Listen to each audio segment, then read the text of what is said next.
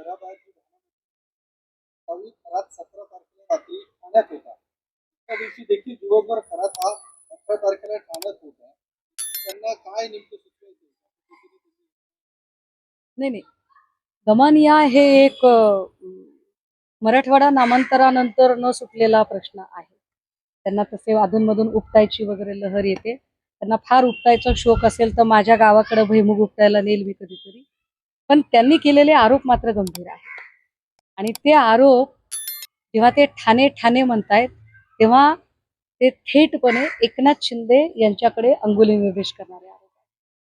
त्यामुळे म्हणूनच मगाशी मी म्हटलं की एकनाथ शिंदे, दीपक केसरकर यांचं जर फोन कॉन्व्हर्सेशन खरात सोबतचं आहे तर या लोकांची सुद्धा चौकशी झाली पाहिजे.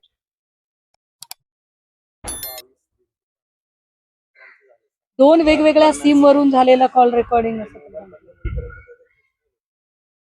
याचाच अर्थ बघा की चाकणकर किती खोटं बोलत आहे. ते ज्या चाकणकर म्हणतात की व्यक्तिगत आयुष्यात कोण काय करतो त्याचा आपल्याशी काही संबंध असत नाही, पण त्याच चाकणकर बाई जर अगदी खरातला घटना घडेपर्यंत अटकेची कारवाई होईपर्यंत त्या शेवटच्या क्षणापर्यंत जर त्या संपर्कात असतील तर चाकणकर किती जास्त इन्व्हॉल्ड आहेत.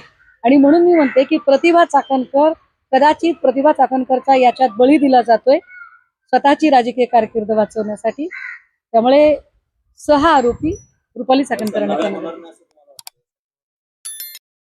सध्या तरी चित्र असंच आहे. परंतु जर हे असंच राहणार असेल तर मात्र इतके दिवस आम्ही पत्रकार परिषदा, पुरावे समोर आणणं असं सगळं करत आहोत. अजून आम्ही 8-15 दिवस वाट बघू, पण 8-15 दिवसानंतर अजून आमची 8-15 दिवस संयमाने वाट बघायची तयारी आहे.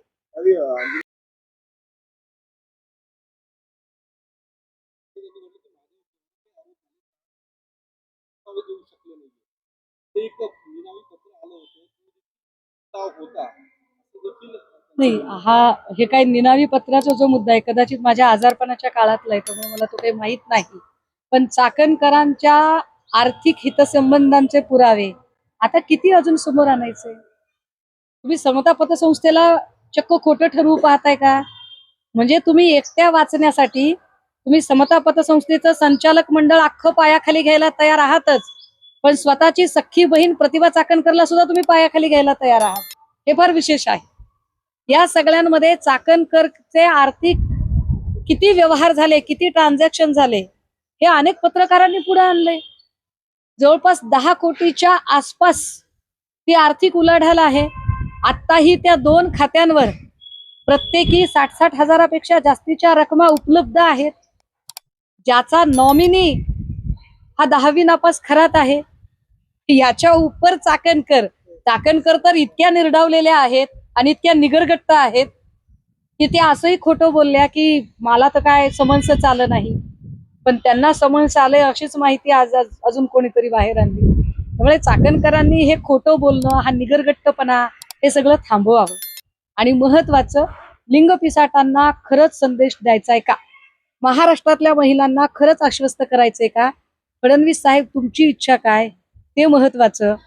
सुनेत्रा वहिनी, तुम्ही महिलांचं नेतृत्व करायला सक्षम आहात. महाराष्ट्राच्या तुम्ही पक्षाचं नेतृत्व करायला सक्षम आहात हे तुम्ही दाखवलं चाकणकरांचा राजीनामा घेऊन. पण महाराष्ट्राच्या महिलांचं नेतृत्व करायला तुम्ही सक्षम आहात का हे जर तुम्हाला दाखवायचं असेल तर चाकणकरांची अटक होण्यासाठी तुमचे प्रयत्न काय ते तुम्हाला दाखवावे लागतील. आणि आदिती तटकरे, तुम्ही ज्या खात्याच्या मंत्री आहात आधी त्या खात्याशी संबंध असणारी कामं तुम्ही बघा आणि मग बाकीच्या गोडगोड गोष्टी करा. शिंदे आणि दीपक केसरकर यांना प्रिव्हिलेज मिळत आहेत का ते सांगा. सरकारमध्ये असल्याचे प्रिव्हिलेज देत आहात काय? खऱ्याच प्रकरणात प्रिव्हिलेजेस झाले ना हे. जर सीडीआर आहेत असं जर सांगितलं जात असेल आणि तुम्ही चौकशीला बोलवत नाही तर प्रिव्हिलेज आहेत. आणि जर तुमचं म्हणणं असेल की नाही नाही अशी सीडीआर नाहीयेत तर फडणवीस साहेब तुम्हाला खुलं आव्हान आहे. हे आता लुपाछुपीचा खेळ बंद करा आणि जाहीरपणे सांगा की सीडीआर खरे की खोटे.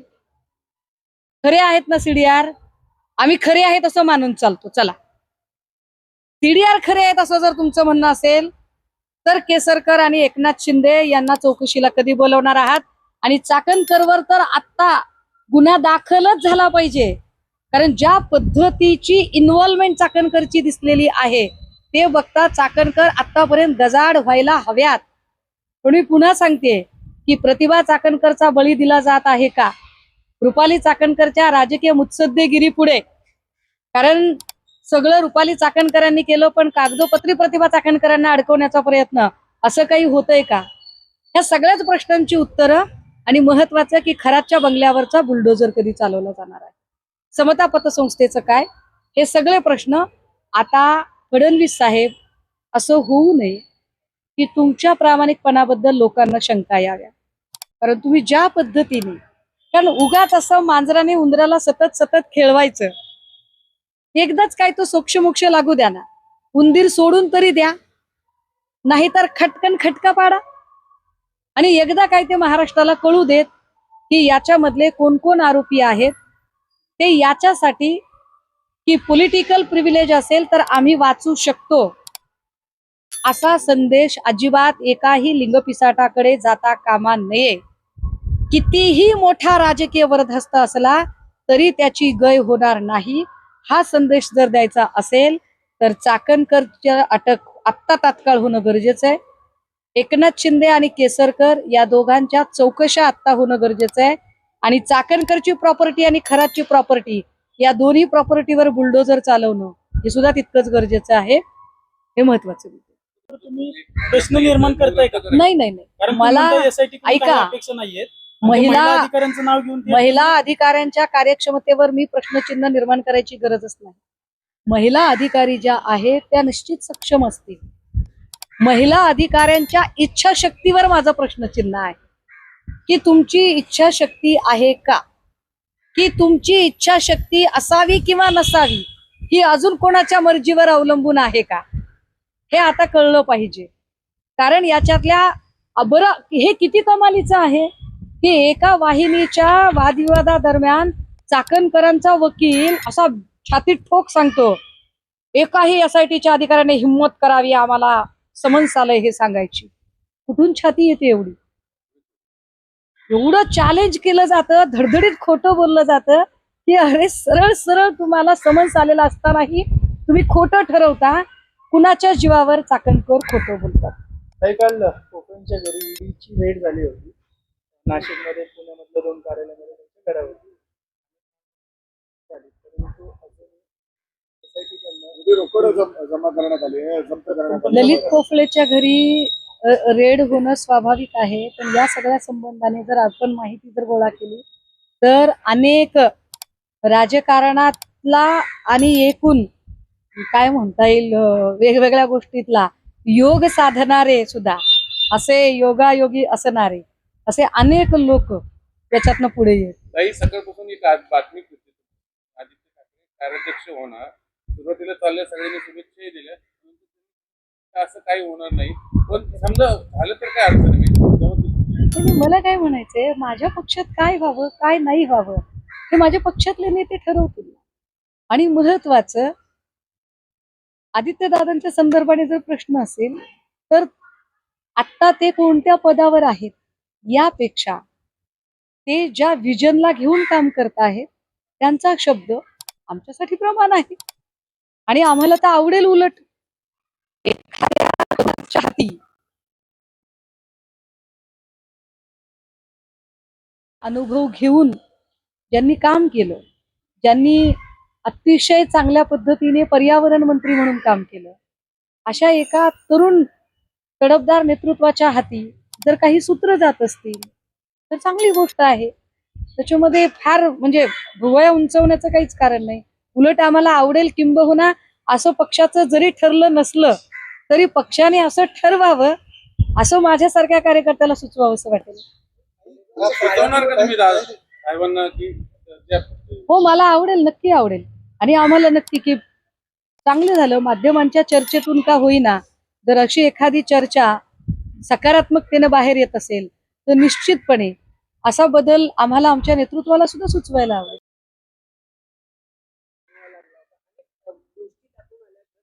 झालं त्या पार्टीमध्ये देव पार्टी होती का तुम्ही काही माहिती घेतली का? ही रेव पार्टी होती अशीच माहिती पुढे येते. पण या सगळ्या संबंधाने पुन्हा आपण पहिले पाडे 55 तिथेच येतोय की जे माननीय गृहमंत्री म्हणतात की मी पाळमुळं खणून काढणार. कुठली पाळमुळं तुम्ही खणून काढली? अहो ड्रग्जवर इतकं भांडते मी, तुम्ही नाही पाळमुळं खणून काढले. फार खंत आणि खेदाने म्हणावं लागतंय की फडणवीस साहेब, ना तुम्ही ड्रग्ज प्रकरणातली पाळमुळं खणून काढताय, ना तुम्ही लैंगिक शोषण प्रकरणातली पाळमुळं खणून काढताय. हे झालं असतं तर कदाचित हे प्रकरण अशी रोज नवी प्रकरण बाहेर यायची हिंमत झाली. बऱ्याच प्रकरणामध्ये झालेले आहे ते त्याला गुरु मानायचे. आरोप केला जातो.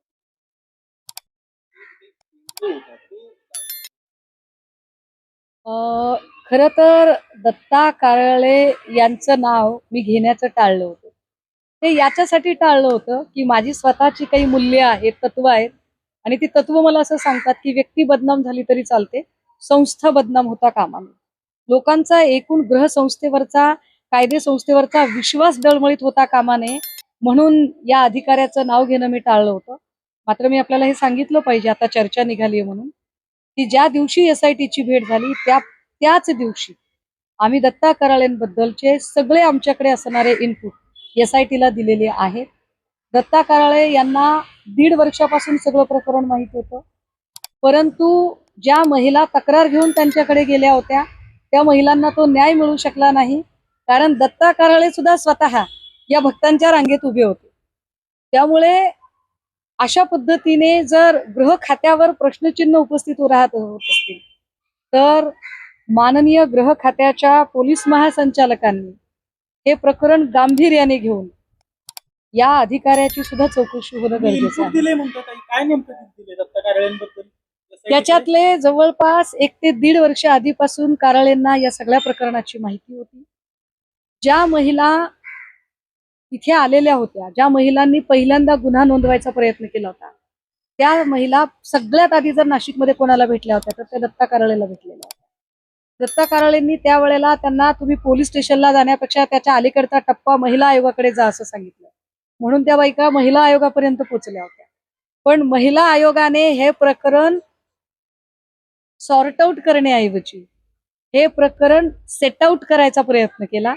ते सेट आउट करताना त्यांनी पुण्यातल्या 2-3 महिलांची मदत घेण्याचा प्रयत्न केला आणि ज्यामुळे मी जे मागेही म्हटलं होतं की काही जे व्हिडिओज आहेत, जे व्हिडिओज तुम्हाला आता वाटते की अचानक व्हिडिओज व्हायरल कसे झाले, तर व्हिडिओ पोलिसांकडे येण्याच्या आधीच व्हिडिओ काही अशा लोकांच्या हातात गेले की ज्यामुळे त्याचा कंट्रोल गेलेला होता आणि हे सगळं साधारण 1-1.5 वर्षापासून चालू होतं.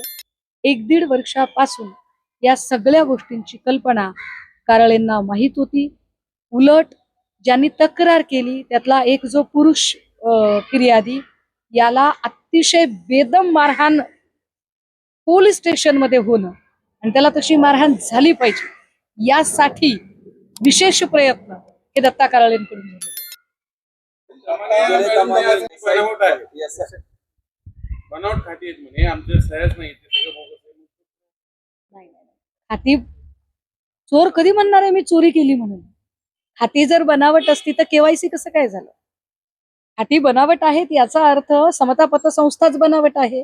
याचा अर्थ समता पतसंस्थेचं जे काही संचालक मंडळ आहे ते सगळं फ्रॉड आहे.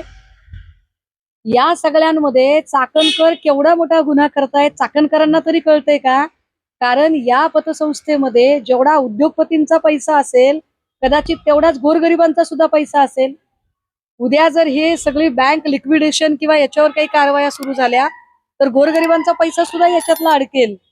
चाकणकर स्वतःला वाचवण्यासाठी अजून किती खोटं बोलणार आहेत आणि अजून किती, आणि ह्या एवढं खोटं चाकणकर बोलतात लिलया, हसत खेळत माध्यमांशी बोलतात.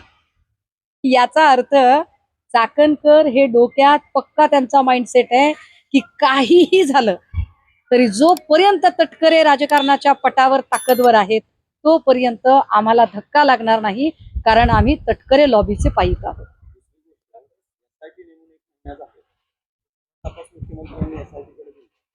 SIT काय करते मग याच्यामध्ये? आता हे आरोग्य मुख्यमंत्री बघा 20 तारखेला जेव्हा चाकणकरांचा राजीनामा झाला आणि माझ्या माहितीप्रमाणे 25 तारखेला वगैरे या सगळ्या संबंधाने मीच माध्यमांशी बोलताना म्हटलं की आपण SIT बद्दल इतक्या लवकर जजमेंटल नको होऊया, आपण जरा त्यांना वेळ देऊ.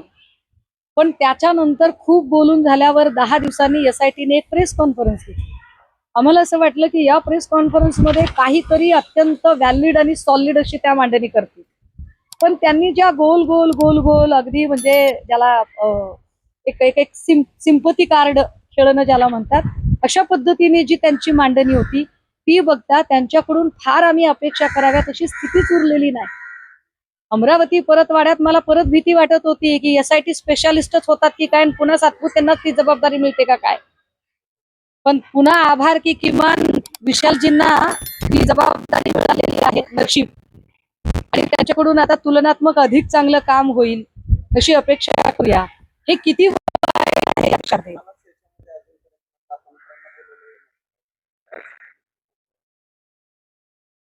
खरातच्या प्रकरणामध्ये दीपक लोंढे जितका भागीदार तितकाच दीपक केसरकर. त्यामुळे दीपक केसरकरांची चौकशी होणं गरजेचं, ललित पोफळेची चौकशी होणं गरजेचं. पोफळेच्या सोबत मी हे माझ्या मागच्या पत्रकार परिषदेतही सांगितलं, पुन्हा एकदा सांगते. पोफळेच्या सोबत नाशिकमध्ये 3-4 कंपन्या अशा आहेत ज्या कंपन्यांमध्ये एक असा स्वतःला सोकॉल्ड हुशार समजणारा पोपट सत्ताधाऱ्यांमधला त्याची भागीदारी आहे. आणि तीही भागीदारी 1-2 दिवसात मी ती पुढे आणेल. पण याच्यातल्या कुणाचीही चौकशी होत नाही, हे फार गंभीर आहे. यातला भांडेला मी पहिल्या दिवसापासून सांगते की भांडेला त्याच्या आहे त्या जागेवर पुन्हा परत पाठवणे हा न्यायच नाहीये. भांडेची अटक होणे गरजेचे आहे, कारण भांडेला SRA मध्ये आणला कुणी, भांडेला प्रमोटी कलेक्टर बनवला कुणी, भांडेची मागच्या 2 वर्षातली वाढलेली प्रॉपर्टी, भांडे आणि राहुल आय थिंक देशमुख, मला आता जरा नाव कन्फ्युज होते, यांची पत्नी, भांडेची पत्नी आणि कल्पना खरात यांच्या असणारे काही संपत्तीचे विश्लेषण, हे जर सगळं बघितलं तर इतकं गंभीर आहे. आणि याच्यातलं काहीच पुढे येत नाही, याच्यानुसार काहीही कुठलीही कायदेशीर कारवाई होत नाही. म्हणून मी शब्दप्रयोग केला की मुख्यमंत्री महोदय, मांजराने उंदराला खेळवावं तसं खेळणं आता बंद झालं पाहिजे. तिने या पत्रकार परिषदेत आपल्या सगळ्यांचं स्वागत आहे. खर तर गेली 8 दिवस एक विषय माझ्याकडून जो सातत्यपूर्ण चालवला जात होता त्याच्यात बऱ्यापैकी खंड पडला होता आणि तो पुन्हा एकदा त्यातला पाठपुरावा करणं गरजेचं आहे. म्हणून आपल्या सगळ्यांशी आता बोलत आहे. खर तर 16-17 तारखेला खरातला अटक झाली. त्याच्या 1-2 दिवस आधी SIT स्थापन झाली होती. या अटकेच्या नंतर साधारणतः 18 तारखेपासून आम्ही सातत्यानं या विषयातले अनेक कंगोरे लोकांपुढे आणि एकूण माध्यमांपुढे आणायचा प्रयत्न केला. आज 16 तारीख आहे, म्हणजे या घटनेला तब्बल 1 महिना पूर्ण होत आहे. मात्र या 1 महिन्यामध्ये पोलिसांपेक्षा अधिक काम माध्यम आणि आमच्यासारख्या अनेकांनी केलं. पण पोलिसांकडून ती तपासाची गती अजूनही म्हणावी तशी दिसत नाही. यामुळे आम्हाला असं सतत वाटत आहे, मुख्यमंत्री महिला प्रश्नावर गंभीर नाही आहेत का? कारण त्यांनी जर गांभीर्य दाखवलं आणि त्याचा वेग वाढवला तर कदाचित दुसऱ्या घटना घडत नाहीत किंवा घडल्या नसत्या. पण ज्या पद्धतीने अमरावती परतवाड्याचं प्रकरण समोर आलं किंवा राज्यातली जवळपास 3 ते 4 स्कॅन्डल बाहेर आली, हे जर 4 स्कॅन्डल जर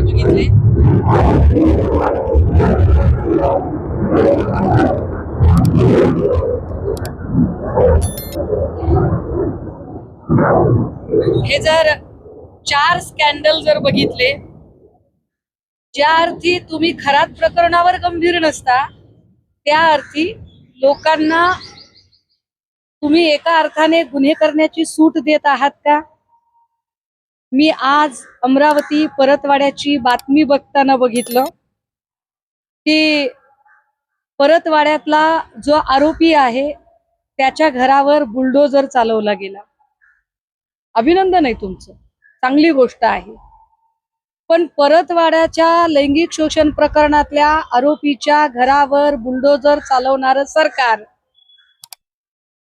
खरातचा आलिशान फार्म हाऊस कुणाच्या आशीर्वादाने टिकलाय हे सांगणार आहे का? परतवाड्यात ज्या तत्परतेने बुलडोजर लावलाय तो लावायलाच हवा, चांगलं झालं. पण तसाच बुलडोजर खरातच्या फार्म हाऊसवर कधी लावला जाणार आहे हा मूळ प्रश्न आहे. फक्त खरातच्याच फार्म हाऊसवर का हा बुलडोजर चालवावा? खरातची आर्थिक संबंध असणाऱ्या चाकणकरांच्या ज्या प्रॉपर्टीज आहेत तिथे सुद्धा बुलडोजर चालवला गेला पाहिजे. कारण महिला लैंगिक शोषणाची एवढी सगळी प्रकरणं येताना आमचे काही प्रश्न राज्याच्या उपमुख्यमंत्री सुनेत्रा पवार आणि राज्याच्या महिला बालकल्याण विकास मंत्री आदिती तटकरे यांच्यासाठी आहेत. 20 तारखेला तुम्ही चाकणकरांचा आयोगाचा राजीनामा घेतला. हा तुमचा महायुती म्हणून निर्णय होता, ती जबाबदारी तुम्ही केली. पुढच्या 8 दिवसानंतर तुम्ही त्यांचा प्रदेशाध्यक्ष पदाचा राजीनामा घेतला. हा तुमचा पक्षाध्यक्ष म्हणून निर्णय होता, ती तुमची पक्षाध्यक्ष म्हणून जबाबदारी होती. तुमच्या पक्षाची प्रतिमा तुम्हाला वाचवायची होती, तुम्ही तो निर्णय घेतला. पण मुख्यमंत्री म्हणून तुम्ही काय जबाबदारी घेतली? या राज्याच्या पहिल्या महिला मुख्यमंत्री म्हणून, या राज्यातील महिलांना आश्वस्त करणारं नेतृत्व म्हणून तुम्ही काय जबाबदारी पार पाडली? सुनेत्रा वहिनी, मला मान्य आहे की आधीचे दिवस काही गडबडीत गेले, दादा गेले, सहानुभूती, सगळं ठीक आहे. पण आता निवडणुका लढताय तुम्ही, आता काही काम नाहीये तुमच्याकडे दुसरं. पण निवडणुकांच्या पेक्षाही महत्वाचा प्रायोरिटीचा विषय महाराष्ट्रातल्या महिलांच्या सुरक्षिततेसाठी तुम्ही काय पावलं उचलली? कारण चाकणकरांवरची अध्यक्षपदावरून काढण्याची जी कारवाई आहे, ही कारवाई तुम्ही त्या पक्षाच्या अध्यक्षा म्हणून केलेली आहे. पण महाराष्ट्राच्या पहिल्या वहिल्या महिला उपमुख्यमंत्री म्हणून चाकणकरांच्या अटकेसाठी एक तत्पर कारवाई करण्याचा स्टँड तुम्ही घेतला पाहिजे, जो तुम्ही अजूनही घेतलेला नाही. हे फार विशेष आहे.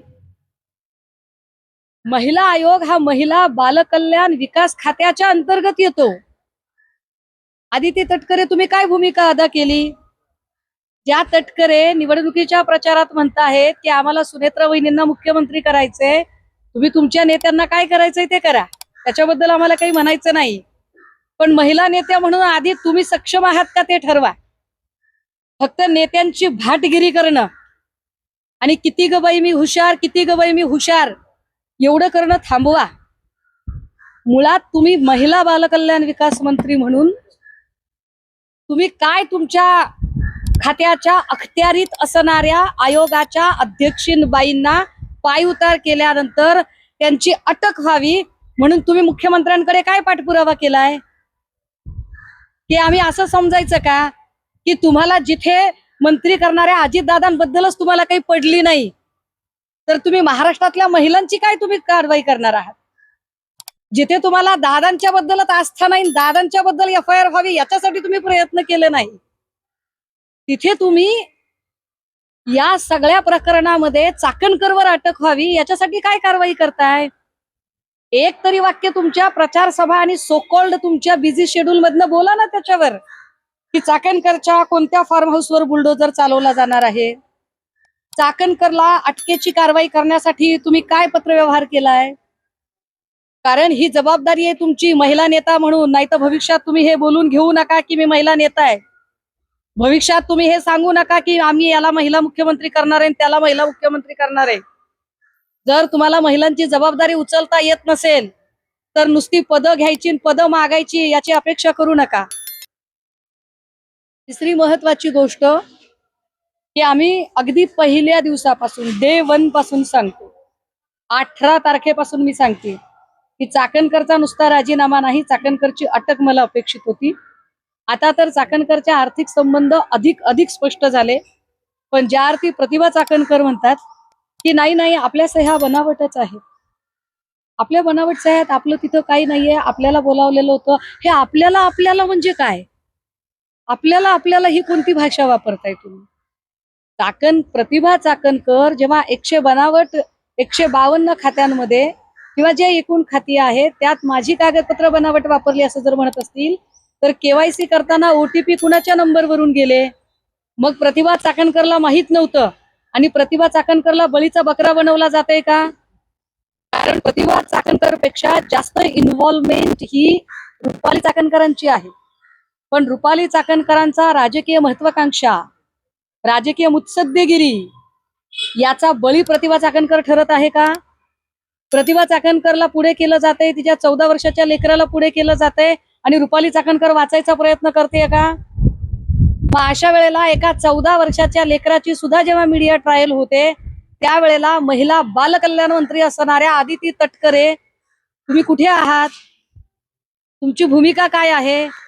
एरवी तुमचा महिला बाल कल्याण आयोग फार असा हात शिवशिवतात ना तुमचे, आहात कुठे तुम्ही? समता पतसंस्थेमधली खाती बनावट आहेत असं जर म्हणायचं असेल तर मग समता पतसंस्थेचं सगळं संचालक मंडळ बनावट आहे का? मग समता पतसंस्थेचा चेअरमन या सगळ्याच्या संदर्भाने पोलिसांच्या भूमिका काय आहेत? प्रतिभा चाकणकरने ज्या पद्धतीने लोकांना बाईट दिला की नाही मला नोटीसच आली नव्हती, मग नोटीस आली नव्हती तर कशाला गेला होतात? असंच तो कोणी पोलिसांना भेटायला जात नाही. आणि जर असं म्हणू आपण की नाही नाही त्यांच्या मनात फारच आपुलकीची आणि कायद्याची चाड वगैरे अशी काहीतरी भावना होती, तर मग ती कायद्याची चाड ज्या क्षणी प्रतिभा चाकणकर आणि रुपाली चाकणकरांची नावं माध्यमांनी घेतली, ज्या क्षणी ही नावं चर्चेमध्ये आली, अगदी त्याच क्षणी या दोघीही पोलिसांना भेटायला का गेल्या नाही? ज्या प्रतिभा चाकणकर दर 3 दिवसांनी नथी आडून तीर मारतायत, ज्या प्रतिभा चाकणकर दर 3 दिवसांनी माध्यमांना ग्राफिक्स बनवून बाईट पाठवतायत, त्या चाकणकर जर एवढ्या धुतल्या तांदळाच्या आहेत तर चाकणकरने एकदा एखादी जाहीर प्रेस घ्यावी आणि या सगळ्या प्रश्नांची उत्तरं द्यावी. जो न्याय अमरावती परतवाडामध्ये बुलडोजर लावण्याचा असतो तोच न्याय चाकणकर आणि अशोक खरातच्या प्रॉपर्टीला लावला पाहिजे. 1 महिन्यापासून तुम्ही खरातचा फार्म हाऊस आम्हाला दाखवताय पण त्याच्यावर बुलडोजर चालवला जात नाही. याला कृपाशीर्वाद सुनील तटकरेंचा आहे की ठाणेकरांचा आहे? कारण ठाणेकरांचं कनेक्शन पुन्हा पुन्हा पुन्हा पुन्हा पुढे येत आहे. ठाणेकरांच्या कनेक्शन मध्ये अजूनही एकट्या चाकणकरच नाही, ठाणेकरांच्या कनेक्शन मध्ये केसरकरचं अजूनही कुठलीही चौकशी झाली नाही. जो दीपक लोंढे अतिशय जवळचा माणूस आहे त्या दीपक लोंढेच्या सोबत दीपक केसरकरचे असणारे घनिष्ठतम संबंध बघता केसरकरला अजूनही चौकशीला बोलावलं जात नाही. मुख्यमंत्री साहेब तुम्ही कुणाला वेड्यात काढताय? कोण कुणाला वेड्यात काढताय ते आम्हाला एकदा कळू द्या. काय चाकणकरांना हा संदेश चाकणकर देतायत का की मी कोणालाच मानत नाही, जुमानतच नाही, मी तटकरे माझा बॉस आहे तर मला कोणीच काही करू शकत नाही, हे सांगायचंय का चाकणकरांना? आणि याला तुमची छुपी मान्यता आहे का? केसरकर आणि दीपक लोंढेचे सतत सतत संबंध पुढे येत आहेत, सतत नव्या नव्या गोष्टी पुढे येत आहेत आणि तरी केसरकरला अजूनही चौकशीला बोलावलं जात नाही. फडणवीस साहेब तुम्ही केसरकरांना वाचवताय का? आणि का वाचवताय? तुमच्या मित्रपक्षाचा आमदार आहे म्हणून? तुम्हाला जर खरंच महिला सुरक्षा नारी शक्ती वंदना बिल वगैरे जर तुमचं चालू असेल तर तुमच्या नारी शक्ती वंदना बिलामध्ये आधी महिलांना सुरक्षितता द्या, आधी महिलांना संरक्षण द्या, आरक्षणाचं नंतर बघू. आणि महिलांना संरक्षण द्यायचं असेल तर हे केसरकर विसरकर सारखी जी सगळी माणसं आहेत या माणसांना त्यांची जागा तुम्ही कधी दाखवणार आहात? या सगळ्या प्रकरणामध्ये एकनाथ शिंदेचा संबंध दाखवला गेला, एकनाथ शिंदेचे कॉल दाखवले गेले, त्या CDR वर मी पुन्हा नव्याने बोलेन. परंतु एकनाथ शिंदेची चौकशी करायची हिंमत गृह खात्याची आहे का? मी माझ्या 8 दिवसापूर्वीच्या पत्रकार परिषदेतही हाच प्रश्न विचारला होता की कदाचित SIT ला स्वतःचा जो एकूण त्यांचा पोर्टफोलिओ आहे त्या पोर्टफोलिओमध्ये कदाचित DCMचा पोर्टफोलिओ त्यांना जास्त उंचीचा वाटत आहे, त्यामुळे ते DCMच्या चौकशीचे आदेश काढू शकत नाहीत, समन्स काढू शकत नाहीत. मग जर असं असेल तर मग चौकशीचा फार्स कशाला करताय? हा फार्स करू नका. खरंच महिला सुरक्षित ठेवायच्या आहेत का? खरंच महाराष्ट्रातल्या एकूण अशा पद्धतीच्या लिंगपिसाड, भोंदू, बुभुक्षित आणि वखवकलेल्या नजरांनी महाराष्ट्रातल्या लेकी बाळींकडे बघणाऱ्या लोकांना कुणीही वाचवू शकणार नाही, कुठलीही राजकीय महाशक्ती वाचवू शकणार नाही, कुणाचाही राजकीय आशीर्वाद असला तर ते वाचणार नाहीत. हा संदेश जर फडणवीस साहेब तुम्हाला द्यायचा असेल तर अजूनही एकनाथ शिंदे आणि दीपक केसरकर यांना चौकशीचे समन्स का नाही? त्यानंतर मात्र मग आम्हाला रस्त्यावरची लढाई लढावी लागेल आणि चाकणकरच्या विरोधात रस्त्यावर उतरावं लागेल. का देत नाही तुम्ही? काय आरोप करू शकतो आमच्यावर? काय असतं माहितीये का, शहाण्याला शब्दाचा मार. चाकणकर निगरगट्ट झालं की एवढ्या सगळ्या लोकांनी पुरावे बाहेर काढले, पत्रकारांनी पुरावे बाहेर काढले, स्वतः समता पतसंस्थेचा संचालक आणि चेअरमन बोलत आहे, आर्थिकचे सगळ्या ट्रान्झॅक्शन समोर आहेत. कुठल्या पुराव्याची वाट बघतायत त्या?